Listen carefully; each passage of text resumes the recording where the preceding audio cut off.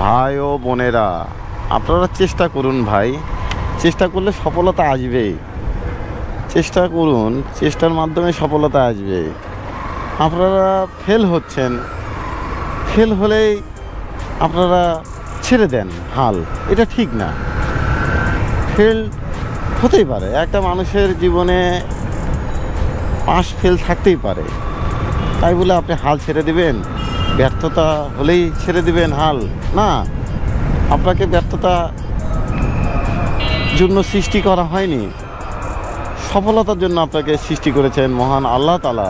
তাই সফলতার দিকে ঝুঁকে পড়ুন, ব্যর্থতাকে হার মানান, ব্যর্থতাকে হার মানান, নিজের জীবনকে নয়। তাই চেষ্টা করুন নিজের জীবনকে সাজানোর এবং ব্যর্থতাটাকে খুঁজে বের করুন যে কিসে আপনার ব্যর্থতাটা হচ্ছে। এই ব্যর্থতাকে নির্ভুল করে দিয়ে তারপরে আপনি সফলতা অর্জন করতে পারবেন। তাই দুঃখ করে লাভ নেই, কষ্ট করে লাভ নেই, মানুষের উপরে হিংসে করেও লাভ নেই।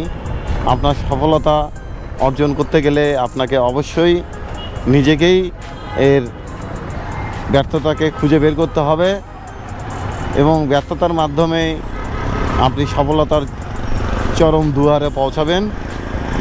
তাই নিজেকে নিঃশেষ করে দিয়েন না, নিজেকে ভুল করে দিয়েন না, ভুল করে নিজের জীবনটাকে নষ্ট করে দিয়েন না। তাই আমি বলবো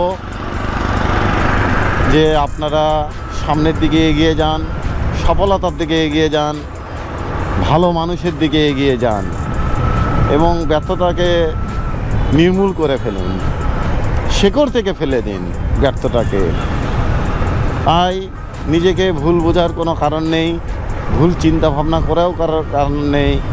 সফলতা অর্জনের জন্য নিজেকে প্রস্তুত করুন, সামনের দিকে এগিয়ে যান এবং শুভকামনা রইল আপনাদের জন্য। এইটুক ব্যক্ত করে আজকের ভিডিওটা শেষ করতে যাচ্ছি।